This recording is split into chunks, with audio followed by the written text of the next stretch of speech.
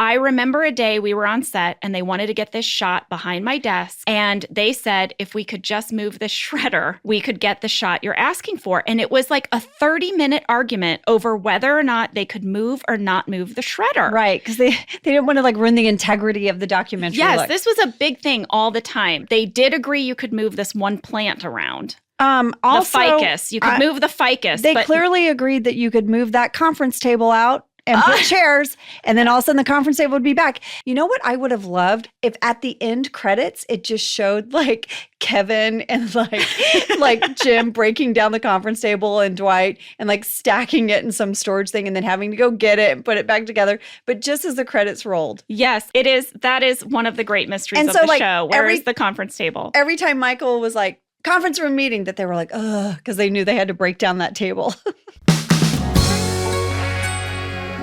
Today you're listening to Office Ladies, and we will be breaking down Diversity Day. It's a good one. Season 1, Episode 2. This was written by B.J. Novak and directed by Ken Kwapis. It was. This was the moment for me. I was like, we have a hit.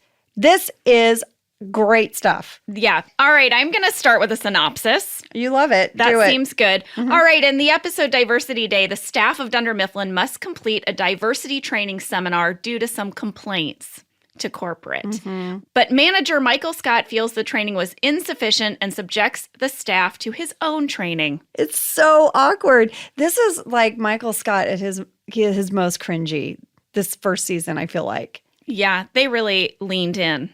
All right.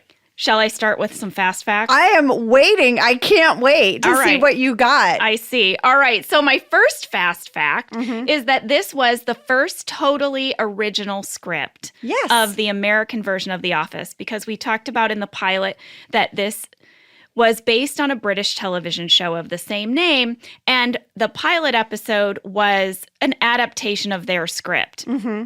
This was not. After the pilot episode of our show, we started writing original storylines for our version of the show. That's right. Unique to the American The Office. That's right. And the writers referred to this episode as the pilot after the pilot. Ooh, that's good little insight, guys. That's a little insight. The pilot after the pilot. Because they felt like this was establishing what is the American version going to be like. Oh, wow. Diversity Day. Boy. That's the pilot? That's it. Oh, my God. Well, let me lay something on you about B.J. Novak in this episode. He was 25 years old when he wrote it. Shut the front door. What were you doing when you were 25 years old? Oh, Jenna. I'll tell you what I wasn't doing. I wasn't writing a brilliant piece of television comedy. I was an operator at 1-800-DENTIST. I have another fast fact. A lot of people want to know, where did the idea for this episode come from? This episode is based on the real-life experience of our writer's assistant, Tom. So when they were in that writer's room, they throw out ideas for episodes. And Tom told this story about how when he was in college, he took a class. And in the class, they did this exercise where they had to put note cards on their heads that said different ethnicities. And then they had to go around and regard one another as that ethnicity. Where did he using go to stereotypes. Where did he go to school? Oh, my gosh. I don't know. Holy moly. But that happened. Okay. So let that sink in. When I worked at 1-800-DENTIST, we had to go to these human resource, like resources meetings, and they would act out skits for us about inappropriate behavior. Well, you know what? Remember, we used to have to sit through those sexual harassment seminars on The Office. Yeah. But do you remember what happened, like in season 4 or 5? The video package that they showed us was our show of what not to do. Yes, were clips from The Office. Yeah. We were sitting there watching clips of our show as examples of ways not to behave in a workplace. I've had actually a lot of people tell me that it comes up in different ways in their either college or work, that our show is like what not to do. All right, I've got one more fast fact. In this episode, we introduced 2 new characters. Yes, we do. Toby Flenderson and Kelly Kapoor, played by 2 more members of our writing staff, Paul Lieberstein and Mindy Kaling. Yes. A lot of people ask why were so many writers, actors on the show, and that was Greg Daniels. Greg believed that it would be a good idea for writers to have the experience of acting because it would give them a deeper appreciation of what an actor does. But, BJ and Mindy were really great performers. They were crossovers, but Paul was not a performer. Paul had only just been a writer. So I know this was like a huge sort of like step out of his comfort zone. He really thought it was just going to be this one line. Right. He didn't think he was going to be a series regular. Right. No, he did not think it was going to grow into what it was. But Kevin Riley, who was the head of NBC at the time, saw this episode. He loved it. He loved the dynamic between Michael Scott and Toby Flenderson. And he said, I want more of that. I want more Toby. So I have a note card that's just written Kelly's outfit. Yeah. Exclamation point. Because this is hilarious. Anyone that knows Mindy knows that after this episode, she was like, yeah, I'm not going to dress like that. Okay. Because she had on this like sort of paisley blouse and those pants. That went all the way up to her neck. I know. And her hair up in like an updo. And it was just so funny to me. Very fussy. Very fussy and sort of like just like buttoned up. And right after like this episode, I feel like she was like, yeah, I'm going to come in for a real wardrobe fitting and we're going to change up the way Kelly Kapoor looks. I think when she realized, same as Paul, that this was going to be more than just a one-off, that she would be appearing regularly on the show, not only did her wardrobe change, but the whole conceit of her character changed. Yeah. And she started writing herself more into the character, the love of Beyonce, and, you know, the clothes and the fashion show at lunch. And that's all Mindy. The romance with BJ. Yes, exactly. Ryan. Correct.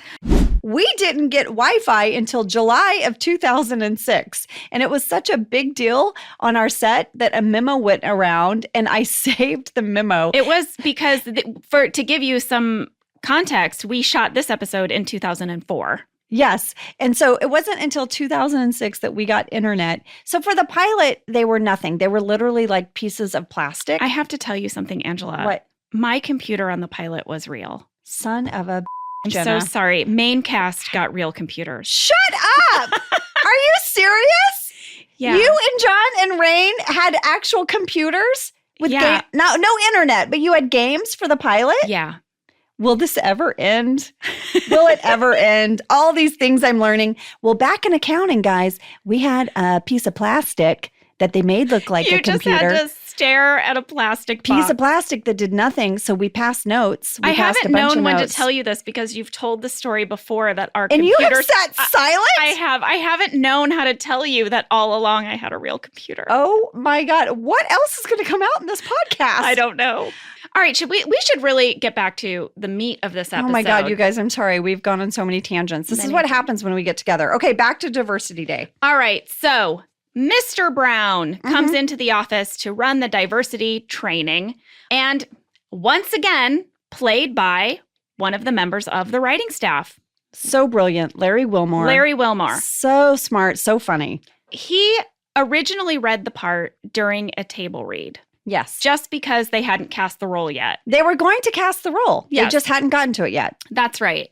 Greg loved how he read it so much that he asked Larry to audition because this was a big part. This wasn't just one line. So you had to audition for a role of this size. So they put him through the paces. Poor guy. But what I loved about his delivery is it was so straight. He did it like so straight. He put nothing on it, no spin on it. And that's why it worked.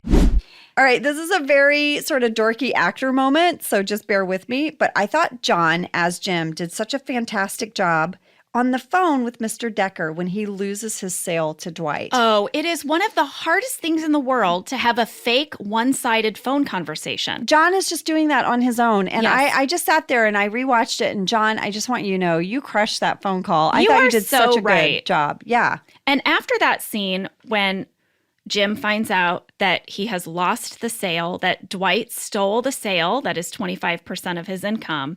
He goes back into the conference room where Michael is wrapping things up and everyone is bored to tears. And that is when Pam falls asleep on Jim's shoulder. I looked up this scene in the script, and there is a piece of stage direction that BJ Novak wrote that I want to read for you because I think it is so perfect. He wrote, Jim reacts to Pam falling asleep on him like a butterfly has landed on his shoulder. Aww. Isn't that so poetic? That's so poetic. That is so sweet. And so that's what John had in his mind, that was his, inspiration for how to react to that. That is so like how sweet. special to have a butterfly land on your shoulder and you don't want to move and Yeah, you you don't want to savor disturb it. Yeah. Yeah. Oh, that is so sweet.